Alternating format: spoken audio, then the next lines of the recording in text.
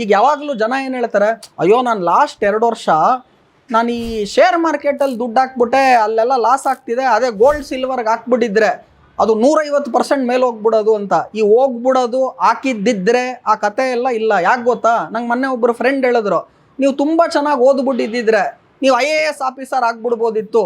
ಅದು ಈಗ ಹೇಳೇನು ಪ್ರಯೋಜನ? ಓದಿದ್ದಿದ್ರೆ, ಮಾಡಿದ್ದಿದ್ರೆ, IAS ಆಫೀಸರ್ ಆಗಿದ್ದಿದ್ರೆ, ನೀವು ಒಳ್ಳೆ ಕ್ರಿಕೆಟ್ ಚೆನ್ನಾಗಿ ಆಡ್ಬಿಟ್ಟಿದ್ರೆ ನೀವು ಸಂಜು ಸ್ಯಾಮ್ಸಂಗ್ ಆಗ್ಬಿಡ್ಬೋದಿತ್ತು, ತೆಂಡೂಲ್ಕರ್ ಆಗ್ಬಿಡ್ಬೋದಿತ್ತು. ಅಂದರೆ ಎಲ್ಲರೂ ಆಗೋಕ್ಕಾಗಲ್ಲ, ಸಂಜು ಸ್ಯಾಮ್ಸಂಗು, ತೆಂಡೂಲ್ಕರು, ರೋಹಿತ್ ಶರ್ಮಾ.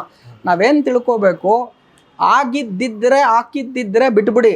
ನಾವೇನು ಮಾಡ್ಬೋದು, ನಮ್ಮ ಕೈಲೇನಿದೆ ಅಂದರೆ ನಾವೇನು ದುಡ್ಡನ್ನು ಉಳಿತಾಯ ಮಾಡ್ತಿದ್ದೀವಿ ಅದರಲ್ಲಿ ಒಂದು ಭಾಗನ ನಾನು ಚಿನ್ನ ಬೆಳ್ಳಿಲಿ ಹಾಕ್ತೀನಿ, ಒಂದು ಭಾಗನ ಶೇರ್ಸಲ್ಲಿ ಹಾಕ್ತೀನಿ, ಒಂದು ಭಾಗನ ಮ್ಯೂಚುವಲ್ ಫಂಡಲ್ಲಿ ಹಾಕ್ತೀನಿ. ನನ್ನ ಇನ್ಕಮ್ ಸೋರ್ಸಸ್ಗಳನ್ನು ಜಾಸ್ತಿ ಮಾಡ್ಕೊತೀನಿ, ಮಲ್ಟಿಪಲ್ ಸೋರ್ಸಸ್ಸಿಂದ ನಾನು ಆದಾಯವನ್ನು ಪಡ್ಕೊತೀನಿ, ನನ್ನ ಖರ್ಚನ್ನು ಕಡಿಮೆ ಮಾಡ್ತೀನಿ. ಯಾವಾಗ ಇನ್ಕಮ್ ಜಾಸ್ತಿ ಆಗುತ್ತೆ, ಖರ್ಚು ಕಡಿಮೆ ಆಗುತ್ತೆ, ಉಳಿತಾಯ ಜಾಸ್ತಿ ಆಗುತ್ತೆ. ಆ ಉಳಿತಾಯವನ್ನು ನಾನು ಈ ಥರ ಬೇರೆ ಬೇರೆ ಕಡೆ ಹೂಡಿಕೆ ಮಾಡಿದಾಗ ಹಂತವಾಗಿ ಶ್ರೀಮಂತರಾಗ್ತೀವಿ.